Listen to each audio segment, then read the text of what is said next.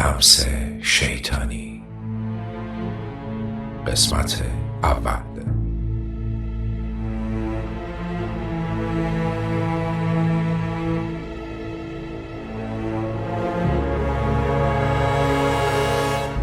داستان تلخ من از اون روزی شروع میشه که تازه خونه و محلمون رو عوض کردیم.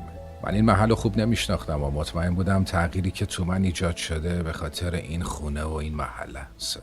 واقعا هیچ وقت فکرشم نمی کردم. نوازش بچه هام روزی برام مثل فرو رفتن سوزن توی قلب انقدر سخت بشه. انگار یه عروسک وودی زنده شده بودم که هر لحظه بیشتر درد می کشید. اولین بار که با این تغییر مواجه شدم هیچ وقت یادم نمیره. اون شب که کامران شوهرم به مأموریت شهرستان رفته بود و من و بچه ها خونه تنها بودیم، کیارش پسر بزرگترم تو اتاقش بود و من که تازه قرص قندم رو خورده بودم چشام با لاله‌ای تلویزیون گرم شد و خوابم برد. نمیدونم چقدر تو همین حالت خواب بودم که با صدای دختر کوچیکم از خواب پریدم و دیدم کنارم گریه میکنه. گفتم نیلوفر جان چی شده ماما؟ خواب بد دیدی؟ دستمو گذاشتم روی موهاش که آرومش کنم، ولی یهو از تو چشمام یه تصویر مثل برق گذشت، مثل یه فیلم واقعی که تو تلویزیون پخش میکنی. نه خواب بود نه بیداری، تصویرای کوتاه و تیکه تیکه‌ای. موهای دخترم و غرق خون دیدم با یه صدای نفسگیر سوت تو گوشم، مثل وقتایی که فشارم بالا میرفت و یه نور چشمک زند مثل چراغ سردخونه. جیغ زدم و دستم رو پس کشیدم. تفلک بچم داشت حق حق گریه میکرد.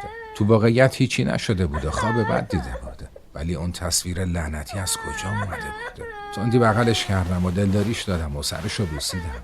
چرا بوی خون هنوز توی مشامم میومد؟ خودم از این اتفاق خیلی ترسیده بودم و همراهش کلی گریه کردم. از اون شب به بعد بعضی وقتا، نمیدونم دقیقاً چه موقعی، ولی بعضی وقتا تصویرای ترسناک و ناراحت کننده‌ای میبینم که معلوم نیست از کجا میان. گذشته، آینده یا توهمات خودم. یه بار دیگه وقتی داشتم ظرف میشستم دیدم از بشقابا لکه‌های سیاه میچکه. صدای موج دریا میومد و دماغم پر شد از بوی شن و شوری و بعد 3 مرد قوی هیکل بدن بیجون برادر کوچیکم و لب ساحل رها کردن و رفتن. یه دفعه جیغ کشیدم و بشقاب آخر تو دستم خورد شد. یه تیکش هم دستمو برید. بعدشو زیاد یادم نیست، فقط متوجه شدم کیارش پسرم داره دستم رو با باند و چسب میبنده و من به پهنای صورت اشک میریختم. چقدر تو اون حال بودم. با لمس بشقابا چرا مرگ برادر کوچیکم رو دیدم؟ نکنه چون یه کارگاه کوچیک بشقاب شیشه‌ای داره؟ چون اینم از همون بشقابا بوده. یعنی ربطی داشته. بوی دریا هنوزم تو آشپزخونه میومده. ولی اون زمانی از خودم بیشتر ترسیدم که تصویر جویی سگ همسایه‌مون رو دیدم.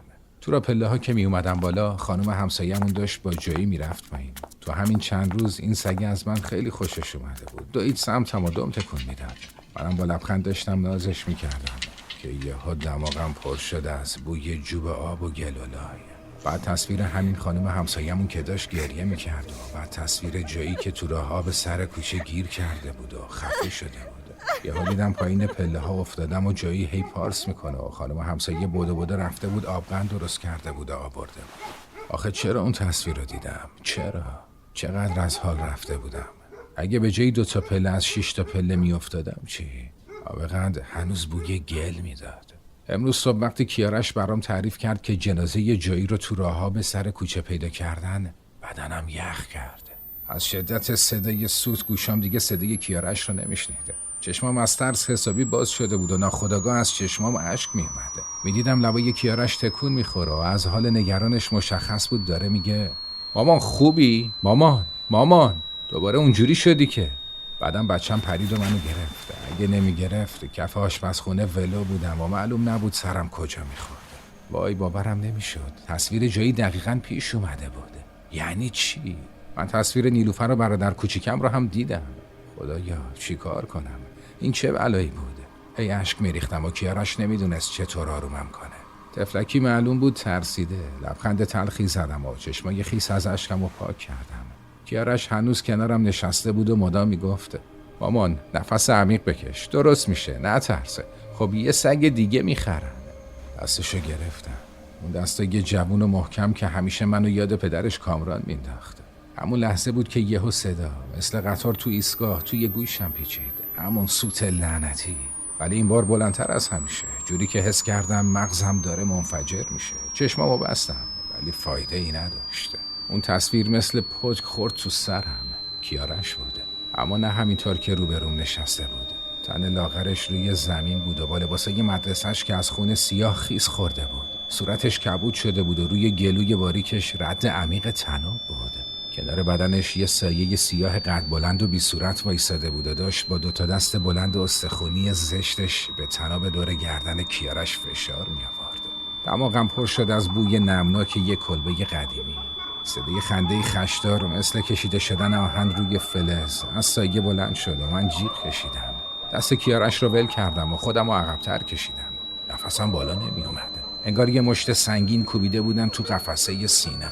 کیارش هراسون داد زد و گفت مامان چی شده؟ چرا اینجوری میکنی؟ ولی من فقط میدیدم لباش تکون میخوره. هیچ صدایی نمیشنیدم جز همون خنده لعنتی و دماغم پر از بوی نم کلبه بود. یه دفعه دیوار آشپزخونه شروع کرد به تیره شدن. از توی کاشیای کف و دیوار دود غلیظ بیرون میزد. تصویر کیارش دوباره جلوی چشمام میچرخید. کیارش، طناب، اون دستای استخونی. بلند داد زدم و گفتم نه نمیذارم. با صدای لرزون میگفتم و میخواستم پسرم رو بغل کنم، اما دستام نمیذاشتن نزدیکش بشم. انگار یه دیوار نامرئی بینمون کشیده شده بود. هر بار که نزدیکتر میشدم سود توی گوشم بیشتر میشد. بوی خون و نم و دود و کلبه غلیظ‌تر. کیارش داشت گریه میکرد. چهره معصومش رو به سختی میدیدم ولی صداش از بین سودها کم کم داشتم میشنیدم. بغض گلومو گرفته بود و فشار میداد. نمیدونستم دارم اونو میترسونم. خودم وحشت کرده بودم. فقط میدونستم اون تصویر، اون طناب، اون کلبه، نیلوفر، داداشم.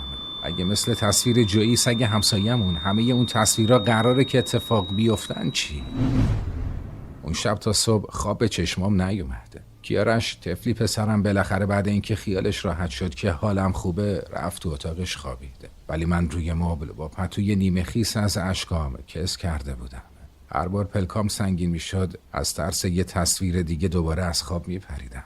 حتی میترسیدم چیزی را لمس کنم. دماغم هنوز حساس بود و دنبال بوهای مختلف میگشت. صبح که شد آفتاب مثل همیشه گرم نبود. نورش رنگ خاکستری داشت و دیواره اتاق نشیمن سردتر از همیشه به نظر می رسیدن. همونطور که چای می ریختم دستام هنوزم می لرزیدن. نیلوفر از خواب بیدار شد و با موهای آشفته و نگاه معصومش به هم سلام کرده. گلوم پر شد از بغض. دیگه مطمئن نبودم چه لمسی قراره به چه کابوسی تبدیل بشه و چه کابوسی قراره حقیقت زندگی کوفتیم بشه. ظهر که شد صدای کلید تو قفل پیچید. کامران برگشته بود. با قد بلند و چهره آفتاب سوختش اومد تو. دویدم سمتش و بغلش کردم. بوی عطر مردونش همیشه آرومم میکرده. ولی این بار چیزی بین حسادت و ترس قاطی این آرامش شده بود. چرا اون اونقدر محکم بود و من این همه شکننده؟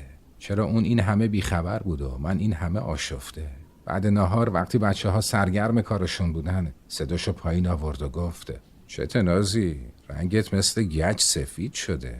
دستشو محکم گرفتم و همونجا بغضم ترکید. نتونستم چیزی رو پنهون کنم. همشو تیکه تیکه براش گفتم. تصویره خونالود نیلوفر، جویی، برادرم نیما و طناب روی گردن کیارش. حرفا و کلمه ها مثل سنگین ترین راز دنیا از دهنم بیرون میریخته. سخت بود برام تعریف کردنشه. عزیزای دلم بودن اینا. اما از اینکه برای کامران میگفتم سبکتر میشدم.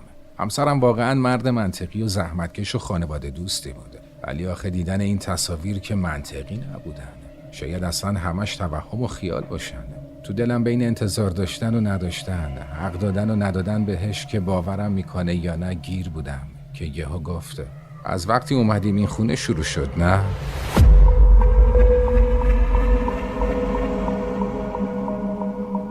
با یه لایک و کامنت تو صفحه کانال نفس سرد نشون بده که بزرگ شدی و از تاریکی نمیترسی.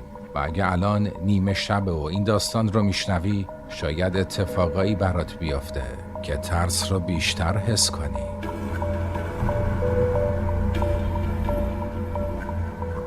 حرفش مثل جرقه‌ای وسط کشتزار بود تو ذهنم. راست میگفت. از وقتی پا گذاشتیم تو این محله و این خونه این کابوسا سراغم اومده بودن. به یاد آوردم روز اول وقتی کلید رو از صاحب خونه قبلی تحویل گرفتیم مرد عجیبی بود. دستاش پر از لکه‌های سوخته بود. نگاهش هم سنگینه. نمیدونم چرا ازش میترسیدم.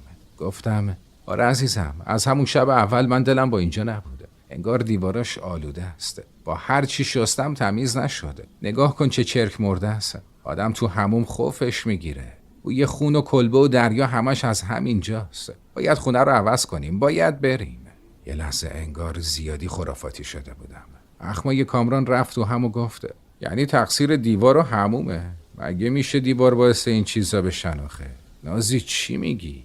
گفتم نمیدونم کامران، من دارم میمیرم از ترس. فردا اگه زبونم لال، نوبت کیارش، نیلوفر، نیما یا تو بخواد بشه چی؟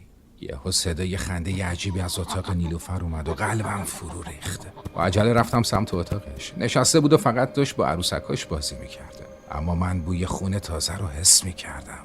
این بار حتی نیازی نبود بهش دست بزنم. فقط نگاه کردن تو چشماشم کافی بوده. وقتی برگشتم سمت کامران، نگاه هم پر از وحشت بوده. با التماس بهش گفتم باور کن این خونه شومه. کامران آروم پیشونیم رو بوسید و بغلم کرد. صداش میلرزید. گفت بهت قول میدم سر هفته نیومده یه خونه خوب پیدا میکنم. با سر تایید کردم و اشک میریختم، چون ته دلم میدونستم انگار که ماجرا به این راحتی تموم نمیشه. چیزی توی این خونه لعنتی نفس میکشید. چیزی که از دیوار، از راپله، از لابله یه صدای سود تو گوشم بیرون میومد. صبح بعد اینکه کامران رفت پی خونه، بچه‌ها رو با ماشین گذاشتم مدرسه و مهد و مستقیم رفتم خونه مامانم. دلم براش یه ذره شده بود. ولی وقتی بچه بودم یه چیزی از مادر خودش برام تعریف کرده بود که درست یادم نیست، ولی حس می‌کردم شاید اگه موضوع رو به مامانم بگم اون میتونه کمکم کنه. درو که باز کرد، قبل بغل کردنم ترس رو تو چشمام دید. گفت نازی جان چی شده؟ چرا اینقدر رنگت پریده؟ بغزم شکست و گفتم مامان پیر شدم به خدا. و نشستم و داستان رو کامل براش تعریف کردم. مامانم گفت چی بگم مامان جان؟ تو بچه بودی یادت نیست. مادرم تو 4 سالگی تو فوت کرد. ولی مامان بزرگت هم همین جوری بود. اون تو آینه مادر بزرگ خودش این تصویرا رو میدید. همون لحظه یخ کردم. درست مثل وقتی که تو زمستون و باد از خونه زدی بیرون و کاپشنت رو یادت رفته. بعد مامانم گفته اون آینه رو من فروختم به سمساری، ولی انگار فایده ای نداشت و از نسلمون همیشه باید یکی بیدار باشه. با گریه گفتم آخه اینم شد ارث، اون از قند تو این سن و سال، اینم از این. با ناتوانی نگاهش کردم و ادامه دادم و گفتم بعدش مامان بزرگ چی کار کرد؟ گفت نمیدونم مامان، ولی میدونم یه دایی داشتم که تو بچگیش فوت کرده. اینو که گفت خودم انداختم تو بغلش و مثل ابر بهار اشک ریختم. مامانم با هم گریه کرد، ولی هیچ کدوم آروم نشدیم. شب وقتی همه خواب بودن رفتم جلوی آینه قدی اتاق وایسادم. انگار میخواستم مطمئن بشم که من خودمم، چون از اون شب به بعد دیگه مطمئن نبودم که یه مادرم یا یه هیولایی که با دستای خودش نفرین رو به همه منتقل میکنه. چون همه خواب بودن آروم آروم داشتم اشک میریختم. کامران کلی زحمت کشیده بود و قبل اینکه خوابش ببره گفته بود 3 تا خونه خوب دیده.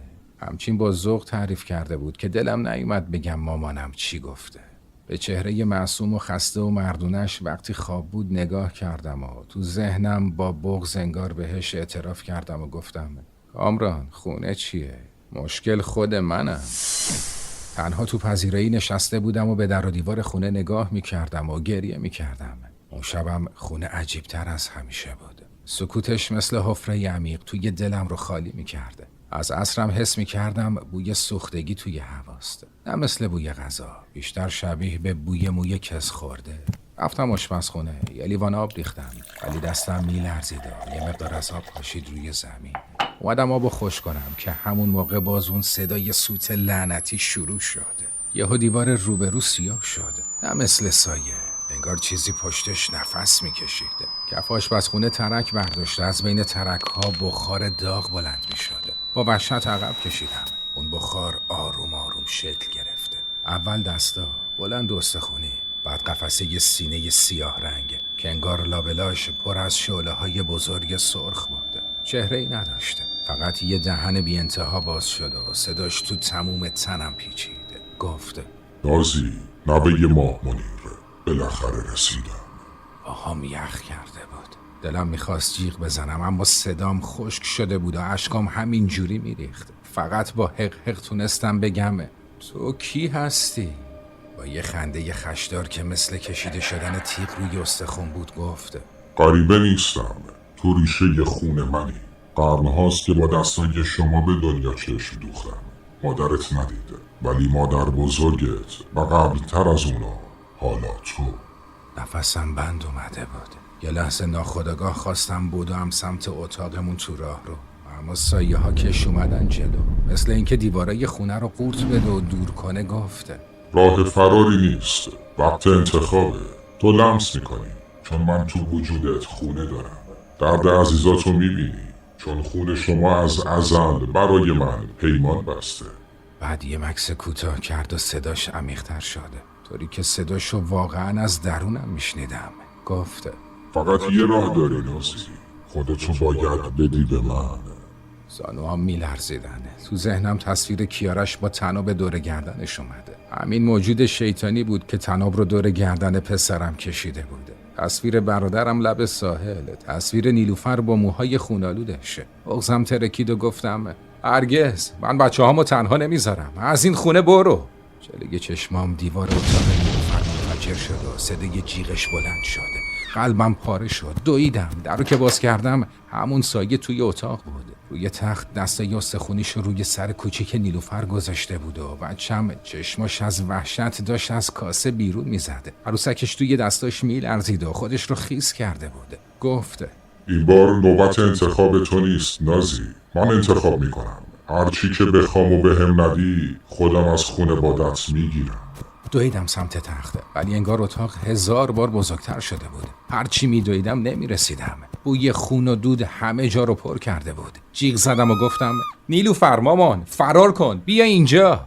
جیغ میزدم، گریه میکردم، التماس میکردم. تموم تنم میلرزید و نیلوفر منو نمیدید و فقط جیغ میکشید. نه اینکه از ترس نبینه، واقعا انگار اونجا حضور نداشتم. دستامو دراز کرده بودم سمتش، اما اون سایه دست استخونیش رو دور گردن نیلوفر پیچید و مثل برگی تو باد بچه‌مو کشید و برد. با تمام بدنم فریاد زدم و گفتم: نه، نیلوفر رو، زندگیمو نبر.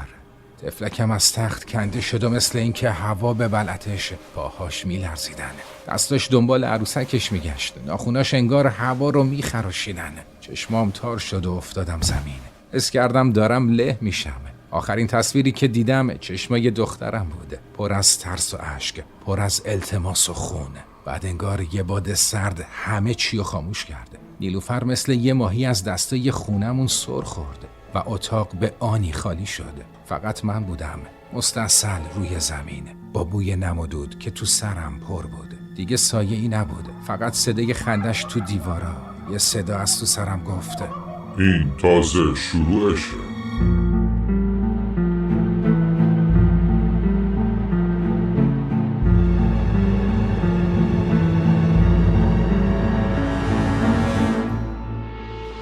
این فقط یه خواب بود.